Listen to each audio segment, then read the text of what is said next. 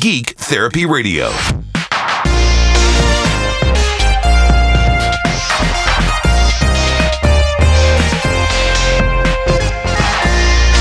Welcome to Geek Therapy Radio. I'm your mental curator, Johnny Hemberger, showing you around this museum of our minds, exploring different geeky subjects, different geeky hobbies, because guess what? We're all geeks about something. Whether we're talking about fixing up old car engines, I myself have an old vehicle.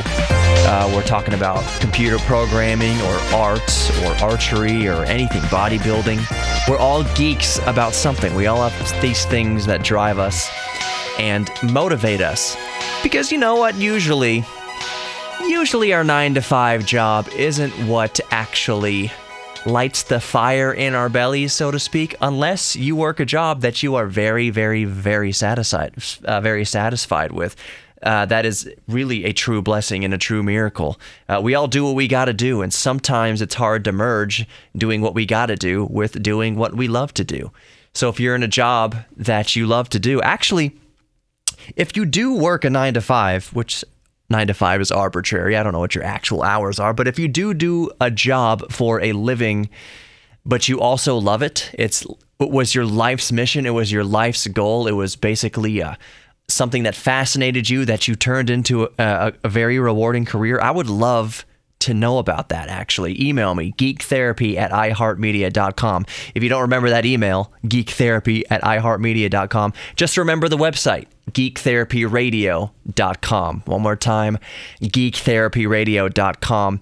And get in touch with me. I would really love to know if you're working, if your career is what you always dreamed of, if it's what you set out to do as a little boy or a little girl. A lot of us wanted to be astronaut when we were younger. Are you an astronaut? That's kind of the odds of an astronaut listening to this right now, this broadcast, and emailing me, yeah, I'm actually an astronaut. I'm not saying it's impossible. I do have some astronauts' contact information on file that I would like to have on Geek Therapy Radio in the near future, but maybe you're a physicist, maybe you're an engineer, maybe, I don't know what field of work, maybe you're a doctor, maybe you're a nurse, but are you doing what you always dreamed of? I would love to hear from you. So geektherapyradio.com and contact me through there, or the email, geektherapy@iheartmedia.com. Okay, so in this first segment of Geek Therapy Radio this week, I wanted to touch on video games, the subject, where the way I'm curating our minds right now. This exhibit, we're going to talk about video games, and specifically the Nintendo Switch. Every once in a while, I see a headline crop up about basically how it's no surprise, the new generations of consoles are coming out this year, both from Sony and from Microsoft. We have the Xbox Series X and the Sony PlayStation 5 coming out this year. So anytime there's a new generation of console that is released mid-generation for Nintendo, that is when Xbox came out with new models and Sony came out with new models while Nintendo was still on the Nintendo Wii. And now you have new offerings coming out from Sony and Microsoft during the life cycle of the Nintendo Switch. There's always articles, there's always debate, there's always somebody in the peanut gallery mentioning, oh, the gap in power between the Nintendo Switch in this case and the new Xbox coming out and the new PlayStation coming out widens as we go through these new generations of consoles. That is to say that when the PlayStation and Xbox come out, the Nintendo Switch is all that more less powerful than its competitors. What these people in the peanut gallery, they're free to have their opinion and make their case how they may, but what they always seem to miss is that those of us who are, I'm not going to say older, but we've grown up with Nintendo. We've grown up playing Nintendo and seeing new releases of Nintendo since the mid-'80s. You know that Nintendo, when did it not become about power? I would say just after the GameCube generation.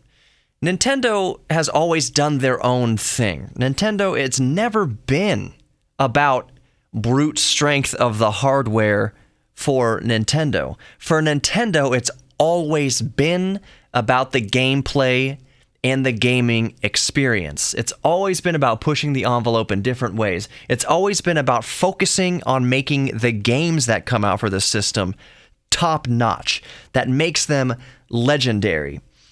There are so many legendary franchises that Nintendo owns. Zelda, Metroid, Super Mario Bros., Star Fox, Donkey Kong, just rattling off the top of my head. Those games don't rely on the most powerful hardware available to run. Those games and those franchises rely on how they are so close to gamers' hearts. Even if you're not a gamer, even if you're driving around right now and you are getting near, retirement age, what have you, you still know exactly what Mario Brothers is. You still know exactly what Donkey Kong is. Those were the arcades. Those were the games that were in those restaurants when you went on your first date with your spouse. You remember walking up to Pong. You remember walking up to Donkey Kong. Remember walking up to Mario Brothers. So you were young. You've seen those games before. You know those Nintendo franchises. And it was never about how good the game looked, how flashy the hardware was, how powerful the hardware was. It was always that Nintendo was focused on going for your heart in your minds and your souls, basically. There's people that get Zelda Triforce tattoos on their body. There's people that tattoo Mario on their body. That's the type of devotion that Nintendo has curated, and it's never been about power. What are other franchises for Sony and Microsoft? Yes, there are franchises. Halo for Microsoft. That's a huge a franchise there. But they don't have the nostalgia, the tie to the heart that Mario does, that Zelda does, that Donkey Kong does. No matter your demographic, you are familiar with Nintendo's franchises. And depending on your demographic, you may not be familiar with Microsoft or Sony's franchises. If you're listening to this right now and you're 70 years old, you've heard about Mario. Have you heard about God of War? That's an awesome Sony franchise, but that is not... That doesn't have a very wide demographic of recognition the way everybody knows what Nintendo is. So I don't agree with these articles that come out and say that the gap between the power and capability of the Nintendo Switch is falling behind the next generation of Microsoft and Sony consoles. That's a bunk argument. To me, that's missing the point. That's never been what Nintendo has been about in the first place. So, anyways, we'll continue there. More Geek Therapy Radio coming up. I'm Johnny Hamburger, your mental curator. Don't go anywhere.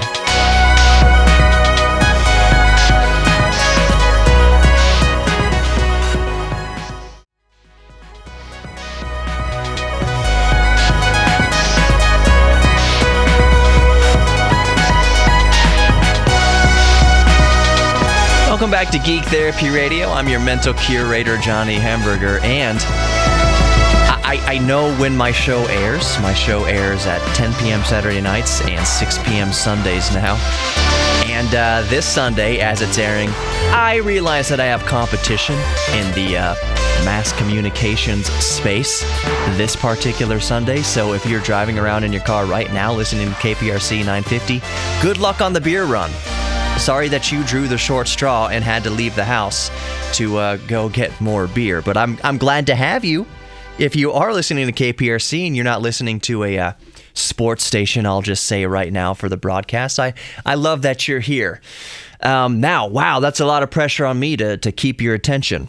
So in this segment, I thought we'd talk about kind of the first big ticket item you ever bought with your own hard-earned money as a kid. And now, that's a bit broad, that's a bit general, because the big ticket item, it depends on generation, it depends on what how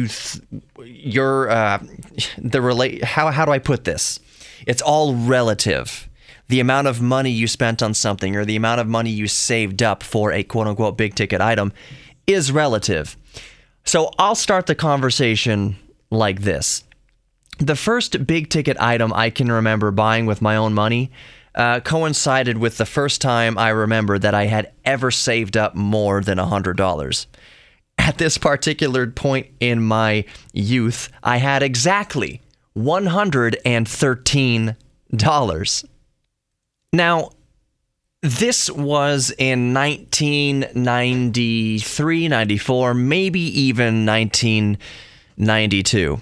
So I am around 10 or 11 years old, between 9 and maybe 11 years old. So what do you think to a geek like me with big, thick Coke bottle glasses? What do you think I was into in the early 90s? Video games. Big time into video games. So I had, the Super Nintendo, the old NES. Friends had Sega Genesis and what have you. But I didn't have a handheld gaming system. I did not have a Game Boy. I didn't have a Game Boy. My friends had Game Boys.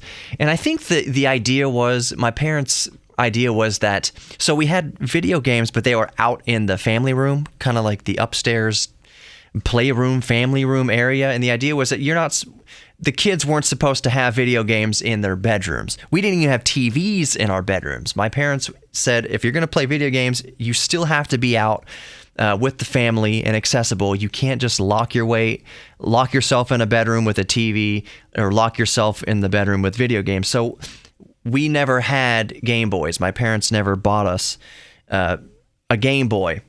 So I really wanted a handheld video game system. This was the early 90s. I had just saved up $113. I think my allowance at the time was $5 a week. I had to do a certain amount of chores and everything, but the allowance was $5. And I grew up in an area where my friends were getting $20, $50, $100 a week for allowance to do jack. Almost cussed. To do jack crap. Their parents would just give it. I remember Christmas mornings, and all the friends would call each other up on landline telephones. Oh, what'd you get for Christmas? What'd you get for Christmas? Be like, oh, I got a Super Nintendo game, like F-Zero or something like that. Some socks, a sweater. Man, I had a haul this Christmas. I did great this Christmas. Super Nintendo game, awesome. Then my friends would be like, "Oh, that's great. Oh yeah, I got $1,200. I got a new Sega Genesis and 6 games. My dad got me a mountain bike." Like, wait a second, you just got handed $1,200.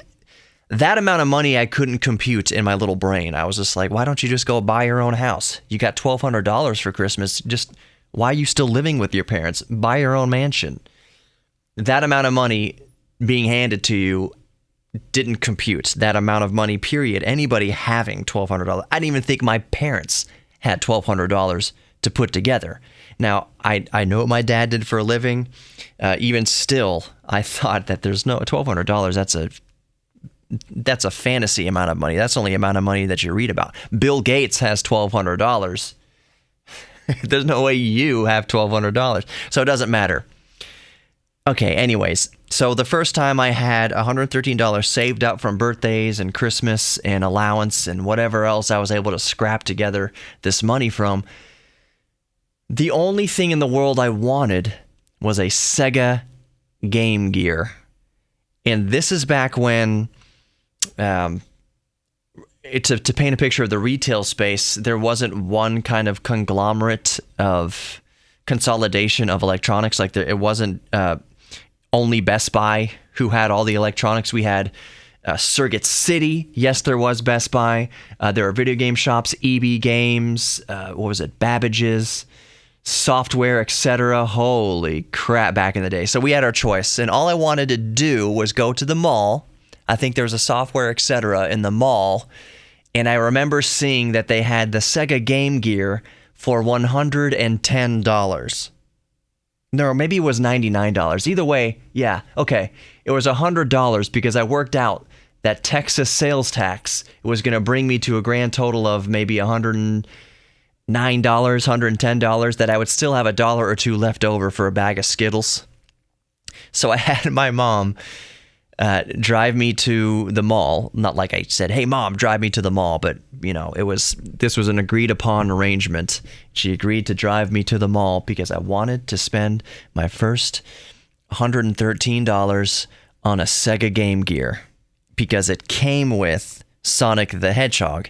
And I thought for the first time ever, maybe I would have, if at least briefly, a leg up on my friends a bragging right in that they would all be bragging about their Game Boys on the playground. The puke green display, non-backlit, can't see what you're doing until you get underneath a lamp. And if you're driving around in the car, you have to wait for each street light to go by and play for 2 seconds at a time as the street lights go by. Oh, the memories. And I know there's a lot of you listening right now who are you're right back there. You are back in the back of the station wagon, sitting on the hump, facing backwards, chasing street lights to play your Game Boys. So anyways, I thought I'll get a Game Gear that has a backlit display, its color, and at least briefly I will have bragging rights on the playground that I, Johnny Hamburger, have a Sega Game Gear. So for a few brief shining moments, I was the cool kid because I had the Game Gear.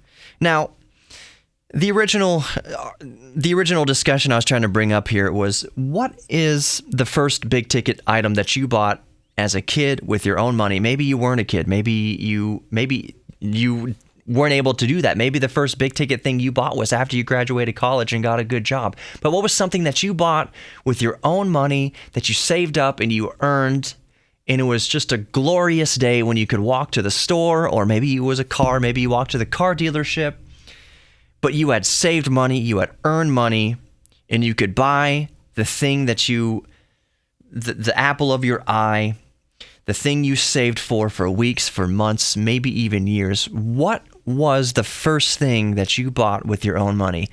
I really want to know. geektherapy@iheartmedia.com. That's the email, of course. geektherapyradio.com. That's the website. You can contact me through there as well. Geek Therapy Radio on Facebook. Twitter's a good way to get at me instantly, too. Geek Therapy Radio on Twitter. I would love to hear the story of how you saved up your own money and bought that apple of your eye, that thing. Because here's the thing. As we get older in life, I have spent 10 times as much money just on mortgage payments. Way more than that. We spend lots of money on boring things. What was the first time that you saved up your own money, set it aside to buy the not boring thing? Let me know. geektherapy@iheartmedia.com. With that, we'll be back with more Geek Therapy Radio. Don't go anywhere. I'm your mental curator, Johnny Hamburger, reminding you that we're all geeks about something. So what's your geek thing? We'll be right back.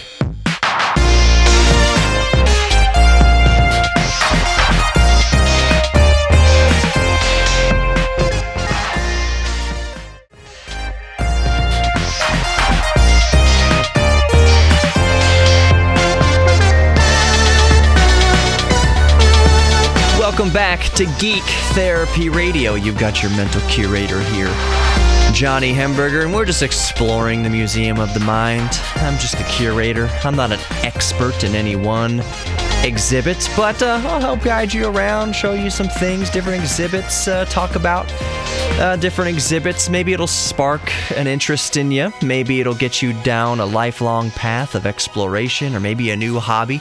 Maybe I might touch on a subject that you used to be into, a hobby that you used to enjoy. Maybe you used to like to fly RC airplanes and you haven't done it in years for whatever reason. Job gets in the way, family gets in the way, life changes. Maybe I talk about RC aircraft one week and it rekindles that. You go to your local hobby shop and get back into RC flying.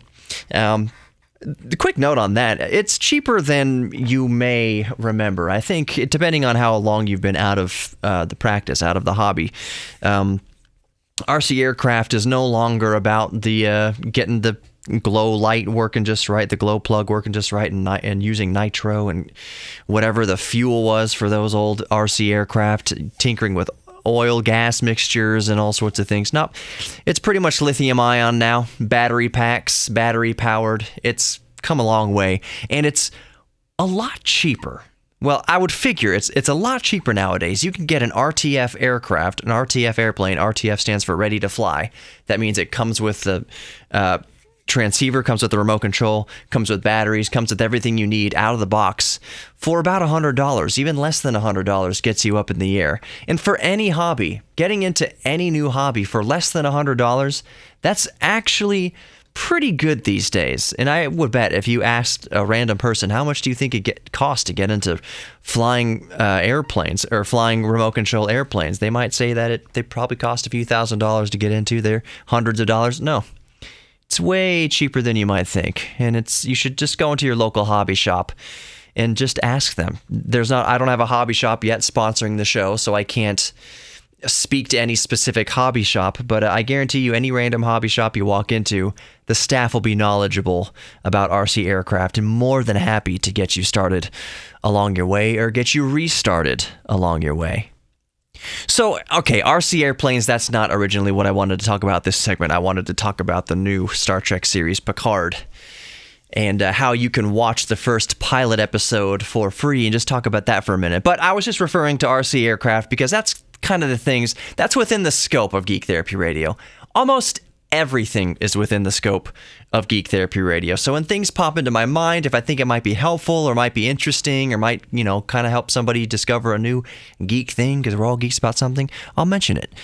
So anyways, moving on to Picard, Star Trek Picard. I watched it last night, and it's an interesting way on how I watched it, and this is entirely due to CBS and something they're testing out here. They've made the first episode of Star Trek Picard available for free on YouTube, at least in the United States. I have seen some reports and comments from people across the world and Europe and South America not having access to watch Star Trek Picard on their local YouTube unless they're going through a VPN or something like that. But for us in the United States, we can watch the first episode in its entirety. It's over, 40 minutes long. What is it, 40? It doesn't allow embedding, so I can't see. It's like 43 minutes. Anyways, it's the full episode, no commercials, available for free on YouTube. Just type in Star Trek Picard, and it will take you there. Now, CBS has their own streaming service called CBS All Access, and the episodes will be released, I believe, every Thursday on CBS All Access, at least once a week, kind of like The Mandalorian was on Disney Plus. So my feelings about that, I think I share a similar feeling to all of this than a lot of other people. I'll get into what I thought of the episode with no spoilers a little bit as we go along here. But first, there's too many streaming services. I enjoy that, and I like the fact that CBS released the first, not the trailer, but the first pilot episode of Star Trek Picard on YouTube for free as a way to kind of test the waters. The actual episode was great, and I think it served CBS's purpose through testing this with an audience for free via YouTube, because it left me feeling like it was great. I would love to see more. It was very, very well done. So I guess I will go over my little non-spoiler review of it before I finish my sentiment on streaming services. The episode was good. It pretty much starts off. Picard has aged. It's a few decades in the future after TNG ended. Data is in it. Brent Spiner is in this first trailer. But they allude to where the story of TNG ends or left off. They can't get around the fact that even though Patrick Stewart appears ageless, he is older and more frail than he was 20, 30 years ago. So they can't get around that fact. They have aged Picard as necessary. They're not dancing around that bush. He's not doing backflips and blasting phasers and, all that stuff, at least not in the first episode. He is running around a bit. He takes a knock or two for an old man. But I like how they write around it. It's not like they're trying to pull the wool over our eyes that he isn't old by now. But the first episode is very good. It it's attempting to tell the story from where TNG left off. I'm not going to say it's trying to tie up any loose ends. There are some mysteries that are readdressed in Star Trek Picard. I'm not sure how much is publicly known. If you remember how TNG left off, or any of the episodes of TNG, there is one episode of TNG where Data basically builds an offspring. So I don't think it's any strange revelation to say that Star Trek Picard, this is part of the story. This is addressed in the story of Star Trek Picard, the fact that Data always wanted to raise another similar life form. But it's really, it's well done. And I honestly think that is the most I can say about it without giving away any spoilers. So at any rate, it is available for you to watch, that first episode for you to watch for free on YouTube. Sorry if you hear my chair squeaking in the background. CBS has not said when this free episode will end on YouTube, when this limited time will be over. So make sure that you go if you are interested in Star Trek even remotely. See, that's one thing I will say about this. If you are even remotely interested in Star Trek, you should watch Star Trek Picard. It's really good. Kind of on a side note, I know we haven't had a new episode of this for a while. In the modern era, I'd said halfway jokingly, but halfway seriously, that the Orville is the best Star Trek of the modern era. Seth MacFarlane's parody of Star Trek is actually a really good Star Trek. If you would just change the title from the Orville and just put a Star Trek logo on it, put a Federation logo on it, it's really good in the way that TNG was good as far as the moral questions it asks. Of course, since it's Seth MacFarlane, it's a comedy, so it's going to have a lot more gags in it and things like that, but it's not overdone. My worry with the Orville, sorry to get kind of sidetracked on this, but we are talking about Star Trek. My worry with the Orville is that it was going to be a Family Guy in space. Family Guy is fine for what it is. I didn't think it would be translated well to a Star Trek parody. I thought it was just going to be, hey, here's the Seth MacFarlane comedy hour. No, he actually appears to, he's a Trekkie. He's a big-time Trekkie. He respects the genre, and he made the Orville, as it turns out, to be the best Star Trek of the current offerings of Star Trek. That being said, Star Trek Picard, actual Star Trek, is the best so far. We're only one episode into it. Star Trek Picard is the best Star Trek since The Next Generation. In my opinion, send hate mail to geektherapy@iheartmedia.com. Maybe you like Deep Space Nine more than you like TNG. I know there's one or two of you out there. Maybe just one or two of you, but you are free to have your opinion on that matter. But yeah, Star Trek Picard. If you're a remotely fan of Star Trek or even remotely interested in Star Trek Picard is awesome. It's going to be available for free on sound like Looney Tunes. That's all, folks. It's going to be available for a limited time on YouTube. Just type in Star Trek Picard. So, you know what? I'm going to continue my thoughts on streaming services in the last segment. So don't go anywhere. More Geek Therapy Radio to come. There's too many streaming services. My goodness. Ahoy, matey. Let's talk about that in the next segment. Don't go anywhere. More Geek Therapy Radio coming up.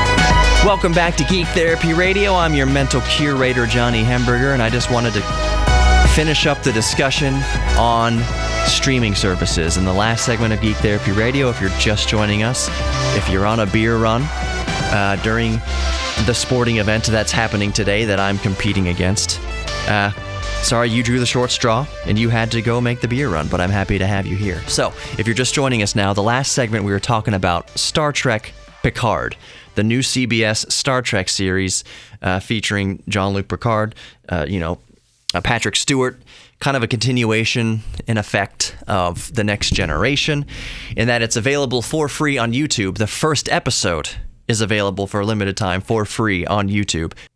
CBS has not said when they're going to pull that offer or remove that episode off of YouTube. They're just testing the waters to see how much interest there is in it. I would imagine it's going to be a very high level of interest. I imagine a lot of people are going to watch that free episode on YouTube.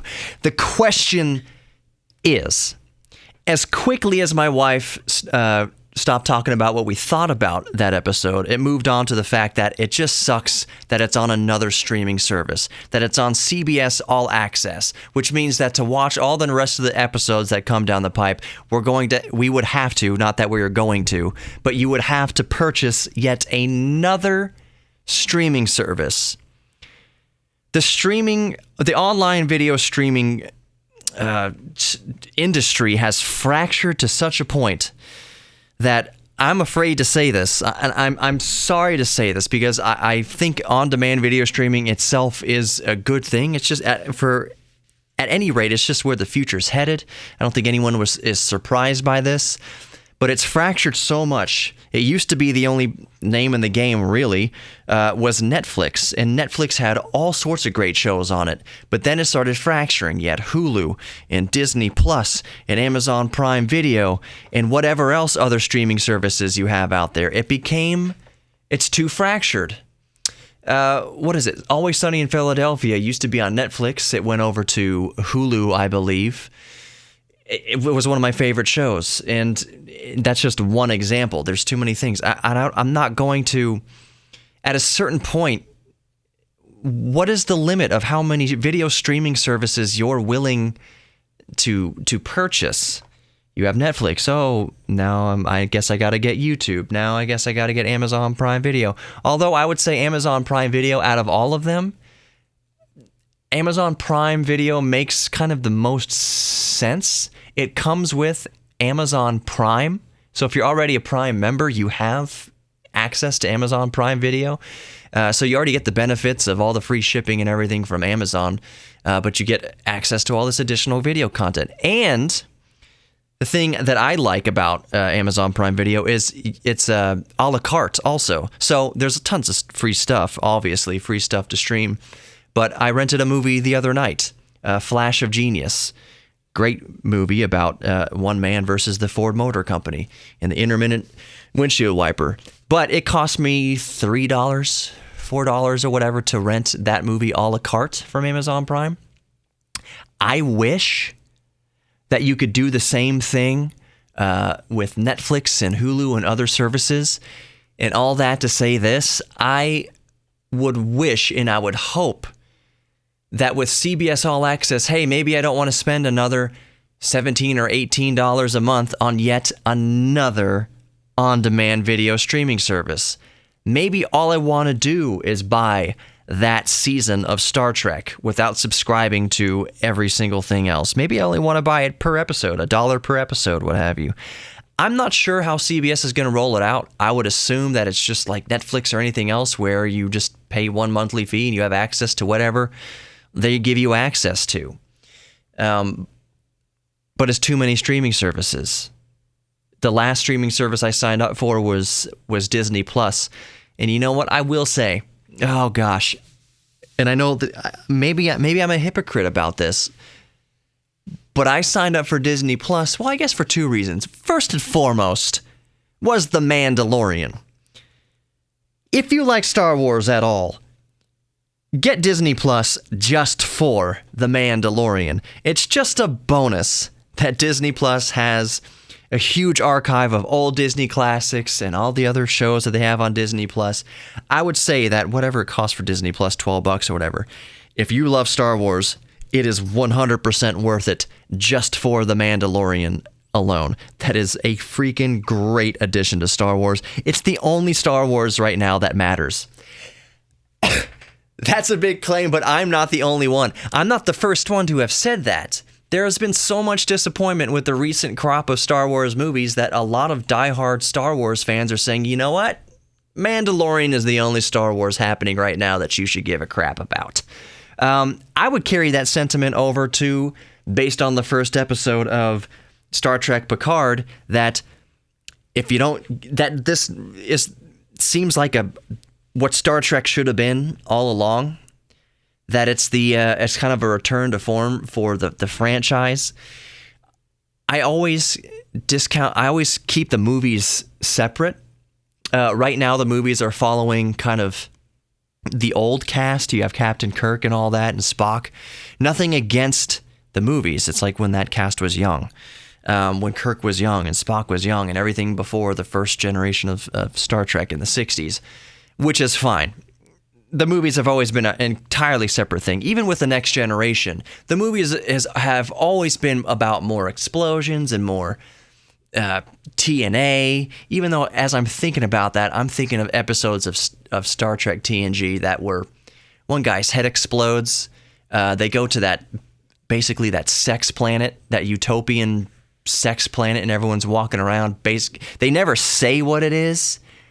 They never, hit it right on the nose with what that planet's all about. But they do a really good job dancing around it and alluding to and leaving you with no doubt in your mind what that old Greek type of planet was all about. So the movies really ramp up the TNA and explosions. And I know some people have a problem with that. A lot of Trekkies, they just don't count the movies having ever existed.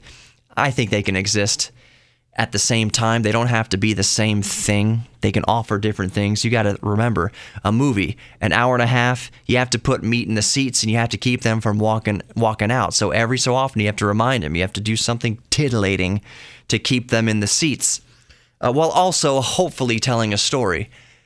I didn't have a huge beef with any of the TNG generation movies. I enjoyed them for what they were worth and what they were, just as much as I enjoyed TNG, but just in a different way. So anyways, all the way back around to Star Trek Picard. The question to you is, my lovely, beautiful, handsome listener, after you watch Star Trek Picard, would that be good enough? Would that be enough incentive for you to sign up for yet another video streaming service? As I say that, and as I've been thinking about that, I'm thinking about how much cable TV already costs. If you sign up for 4 or 5 video streaming services and your total bill for all 4 or 5 of those services is $70 or so, is that not kind of roughly, depending on what package you get, equal to cable TV already? So if you cut out the cable TV and you free up $50, $60, $70, $100 maybe of income, you can buy an awful lot of streaming services with that. I just hate that it's become so fractured. But the capitalist in me is okay with it being fractured because monopolies are a bad thing. The side effect of that is that there's an increase in piracy again. Piracy, software piracy and movie piracy kind of faded for a little bit. It's always been an issue, but it kind of died down a little bit because you had Netflix and easy access. Turns out people were willing to pay for it if the access was easy. Same thing with video games. Steam made it easy to access video games, so video game piracy went down. Netflix made it easy to access TV shows and movies, so that type of pirating went down. But now it's so fractured, people are just going to pirate again. I certainly don't advocate piracy, but it is something to be concerned with going forward. Thank you for listening to Geek Therapy Radio. I'm your mental curator, Johnny Hemberger. Make sure you visit my friends at Best Automotive in Kingwood on North Park. They'll take care of your old car, your classic, or your modern car. You are worthy of love, both giving and receiving love. This is Geek Therapy Radio. Lean into your geek thing, and I'll see you next week.